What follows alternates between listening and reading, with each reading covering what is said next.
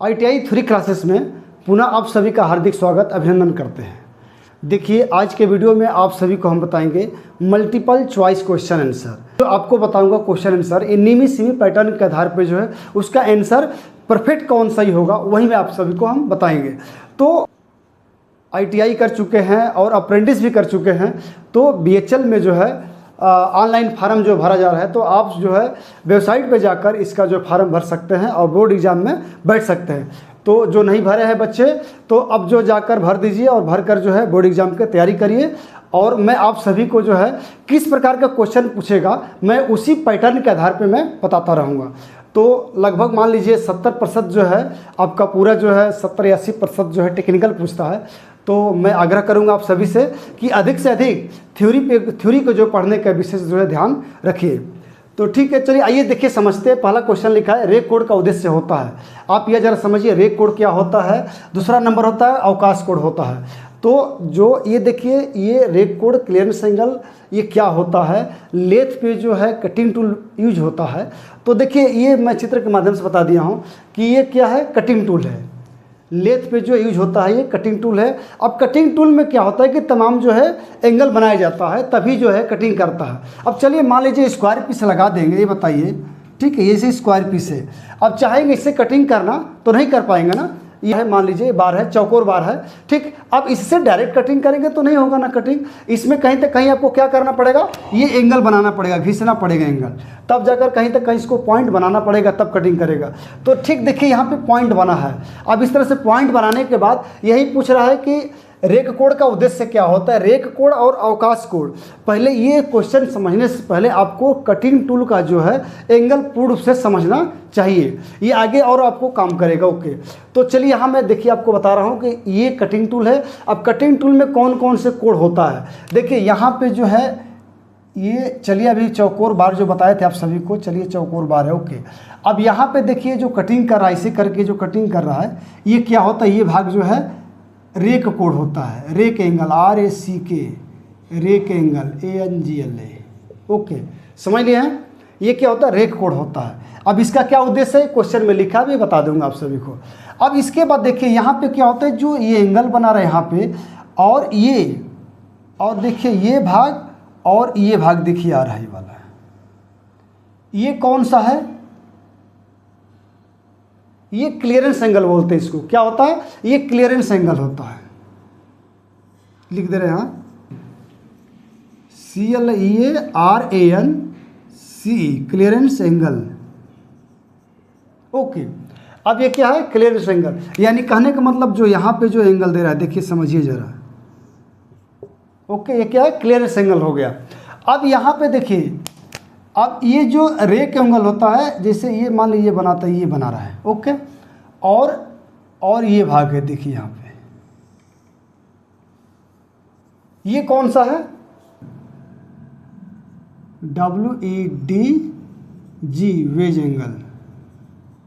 Okay, अब यहाँ पे देखिए ये वाला भाग से और ये वाला भाग से ये क्या बनता है, पूरा कटिंग एंगल बनता है। CUTTING, कटिंग एंगल बनता है। सही है, ये क्या है, कटिंग एंगल होता है। अब यहाँ ये समझ लें आप सब लोग। अब ये समझ लें तो जरा क्वेश्चन पढ़िए। क्वेश्चन नंबर 1 क्या लिखा है कि रेक कोड का उद्देश्य होता है। तो ए ऑप्शन देखिए यहाँ पे, औजार के फलक को कार्यखंड के साथ घिसने से बचाने के लिए होता है क्या, रेक कोड। छीलन को मार्गदर्शन से दूर कर फंसाव से बचाने के लिए, या सी ऑप्शन है अच्छी तरह फिनिश लाने के लिए, या डी ऑप्शन है औजार का जीवन काल बढ़ाने के लिए। ये चारों में से देखिए एक ऑप्शन आप बिल्कुल आपका सही होगा।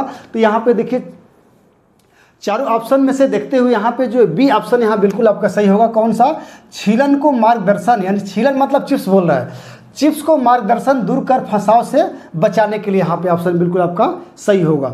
अब चलिए क्वेश्चन नंबर 2 फटाफट देख लेते हैं। अवकाश कोड का उद्देश्य है। अब देखिए अवकाश कोड बताए थे ना कि अवकाश मतलब ये होता है कि क्लियरेंस एंगल। अब क्लियरेंस एंगल देखिए यहाँ पे क्या दिखा रहा है, क्लियरेंस एंगल देखिए यही है, यानी ये कार्यखंड है, कार्यखंड से जो ये और यहाँ पे जो कोण दिया बनाया जाता है टूल में, यही क्या होता है, क्लियरेंस एंगल, जो बीच में यहाँ गैप दिया क्लियरेंस एंगल होता है।